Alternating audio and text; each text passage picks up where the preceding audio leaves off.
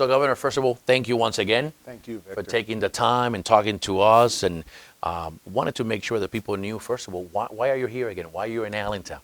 Well, I'm back in Allentown, where I've been many times as governor, to talk about the importance of investing in workers for creating jobs and to give people an opportunity. I believe the Commonwealth of Pennsylvania should be a place where every child has the freedom to chart their own course and the opportunity to succeed. And I think that starts in our classrooms. So I talked today about investing in more VOTEC and skills in our classrooms. I talked today about a unique initiative I launched. We're the only state in the nation where we're going to create 10,000 skilled laborers to be able to do the infrastructure work we need done today, whether it's investing in roads and bridges or laying broadband so more people have access to internet, or new pipes for our water systems so people have clean water. We need the workers to do that work, and we're investing in them. So I wanted to come here today and talk about those investments and talk specifically about the importance of investing in union labor and making sure these unions are open up to all Pennsylvanians, regardless of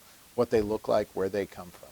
It's interesting you mentioned that, because a lot of times when we hear about jobs or the future, we hear about technology. Yeah. But you're here today talking and promoting union work, hand labor, Exactly. carpenters, and talk about that. Yeah, I'm glad you raised that because, you're right, technology is a big part of our economy. Biotech is a huge part of the economy here in the Lehigh Valley, is one example. And Victor, that's a good thing. AI is interesting, the technology associated with that. But here's what I know. We are a people-powered economy. And so we need to keep investing in people, and that starts in our high schools. You and I have had a lot of conversations over the years. We both, I think, focus on the practical stuff, giving people a job, making sure their kids have a good quality education, safe streets and safe communities for folks. That's what we're focused on every single day, and the budget and the other initiatives that I've launched do just that. Let's talk about the $26 million that you came here to talk about to create this program. Let's talk about that. Yeah, so what that does is investing in both VOTEC in our high schools and then transitioning into an apprenticeship or a union training program. So let's talk about how that works in practical terms. There's now more resources available, say, for the Allentown School District and districts across Pennsylvania, where in the 9th and 10th, 11th, 12th grade, you'll be able to learn more skills on how to be a welder, how to be a carpenter, a plumber, an electrician, you name it. In certain communities across Pennsylvania, how to develop the farm skills that you need to do that work. So your eyes are opened up to a career in the trades or with your hands, as you mentioned before. And then after graduating, sure, if you want to go to college, go to college. You want to go out in the workforce, we can put you into an apprenticeship track where you're getting more skills and getting on the job training to be able to do that work and earn a really good living for you and your family.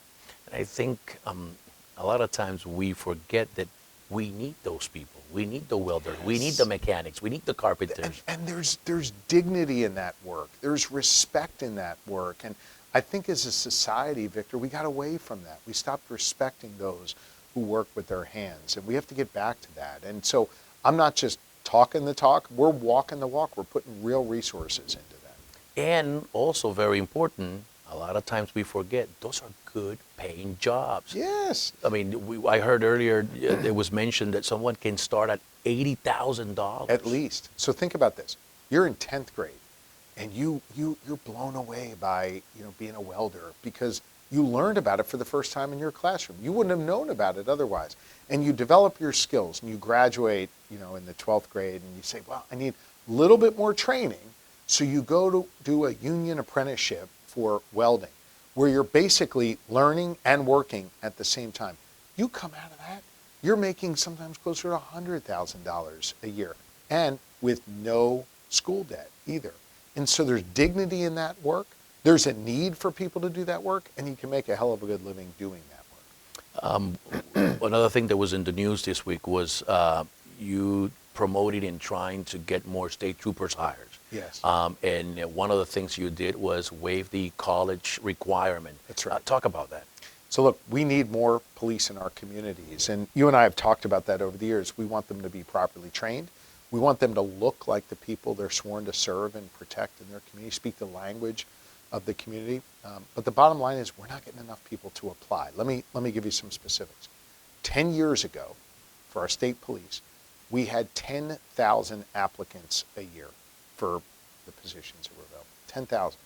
In 2019, we had 8,000. So it went down a little bit, but it was still a healthy number. Last year, we had 1,800. So when you're getting a smaller pot to apply, maybe you're not getting oftentimes the best. Maybe you're not getting the diversity that's going to be necessary to have, really terrific policing in your community. So what we did was we not only invested more in policing so we could hire more state troopers, we want to expand that pool of applicants. And you know what? There's a lot of really great applicants who would make wonderful state troopers, wonderful police officers, who maybe didn't go to college. Maybe they were in the military. Maybe they have other skills, and we want them to serve too. Let me give you some anecdotal evidence of how it's working so far.